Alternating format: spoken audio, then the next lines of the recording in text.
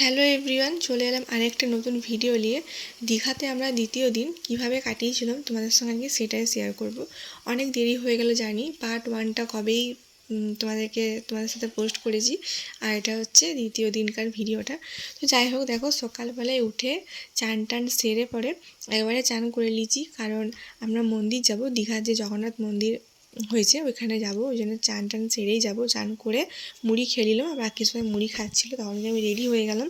তারপর দেখো এখন রেডি হয়ে পরে বেরিয়ে গেছি রুম থেকে। আর আমাদের রুমটা ছাড়ারও কথা ছিল 10টার সময়, কিন্তু 1 ঘন্টা লেট হয়ে গেছিলো আমাদের জন্যই। বুঝতেই পারছো এতগুলো মেম্বার একসঙ্গে মানে একে একে ঢুকছি ওয়াশরুমে, তো ওই জন্য আর কি দেরি হয়ে গেছিলো। তো যাই হোক, এখন দেখো সব ব্যাগপত্র নিয়ে পরে এখানে বাইরে সব বার করেছি আর কি। তা অনেকবার করে রুমটা চেক করে নিচ্ছিলাম যে কোনো কিছু আছে কি না। তো সব কিছু বার করতে মানে দেরি হয়ে গেছিলো, এই 11:30 12টার মতো বেজে গেছিলো। তখন কি ওরা ওদিকে সব মানে গাড়িতে চাপাচ্ছে, আমরা এখানে একটু পার্ক আছে, এই আমরা যে হোটেলটায় আছি তার পাশে একটা পার্ক, এই পার্কটা একটু ঘুরে দেখছিলাম। আসবো করে আশাই হয়নি, কিছু করিনি, অথচ কোথাও ঘুরতে গেলে না খুব টায়ার্ড হয়ে যাই আমি, কিছু না করেই মানে হয়রানি হয়েছে। তো একটু ঘুরে নিলাম, আর তো আসবো না, এবার কবে আসবো জানিও নি।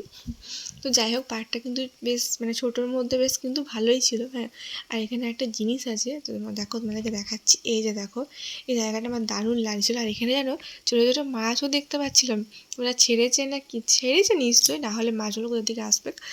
তো এই জায়গাটা আমার খুব ভালো লাগছিলো, তো কটা ছবিও তুলে নিলাম। এই দেখো, আর এই কপারটা দেখো, আমি খুঁজে পাচ্ছিলাম না ফার্স্টে যখন ঢুকছিলাম যে কীভাবে ঢুকবো।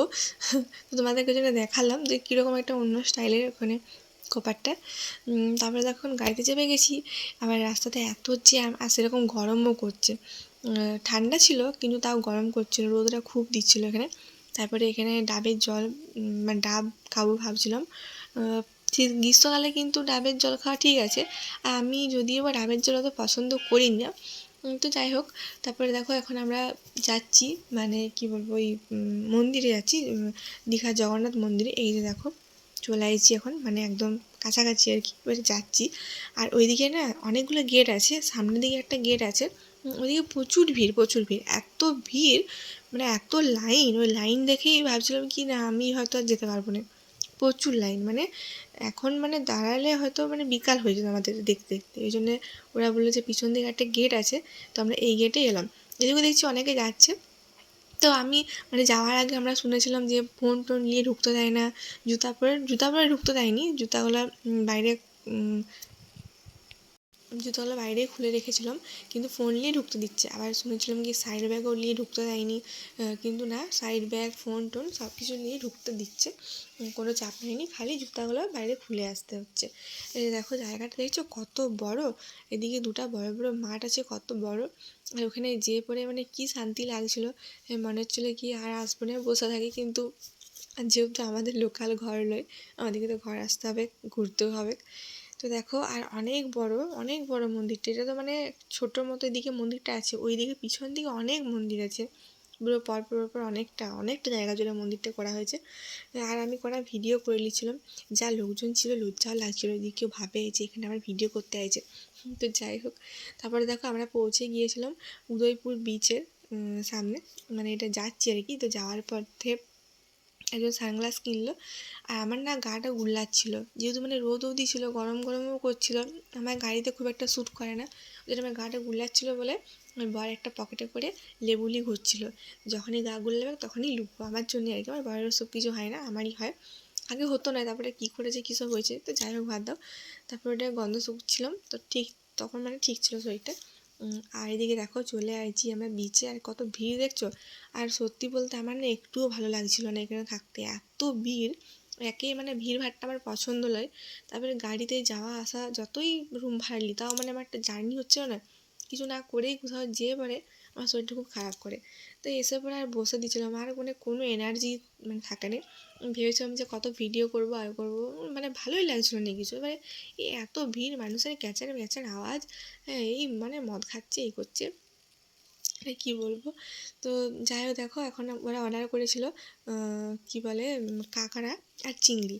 তো কাঁকড়াটা আমি একটা খেয়ে দেখলাম, শুধু মুখে আমি খেতে পারছিলাম না, বেশ মানে ভালো লাগছিলো কিন্তু আমি খেতে পারছিলাম না। আর তারপরে চিংড়িটাও ভালোই লাগছিলো মোটামুটি, ভাত দিয়ে হলে মানে কাঁকড়াটা খেতে পারতাম।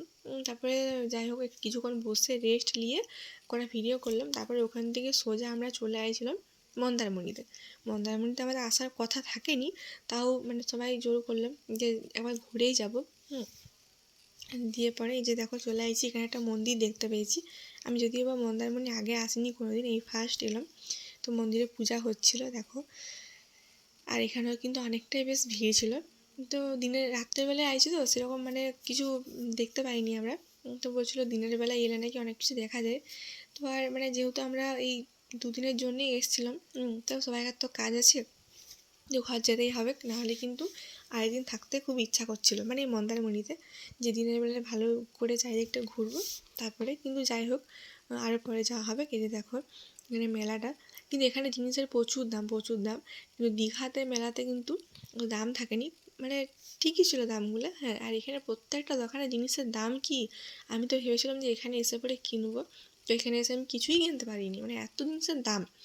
এই যে দেখো এখানে একটা মানে ছোটো মতো মেলার মতো বসেছে, খাবারের দোকান টোকান সব বসেছে, আর এদিকে বাচ্চাদের গাড়ি, বাচ্চাগুলো চেপে মানে ঘুরছে। তো মোটামুটি ভালোই ছিল, কিন্তু দীঘাটা আমার বেশি ভালো লাগছিলো। তো আজ এই মানে এই পর্যন্তই আর কি। আর তারপরে মানে গাড়িতে চেপে সোজা ঘর চলে গিয়েছিলাম। তো ভিডিওটা ভালো লাগলে অবশ্যই লাইক করবে, আর দেখা হচ্ছে পরের ভিডিওতে।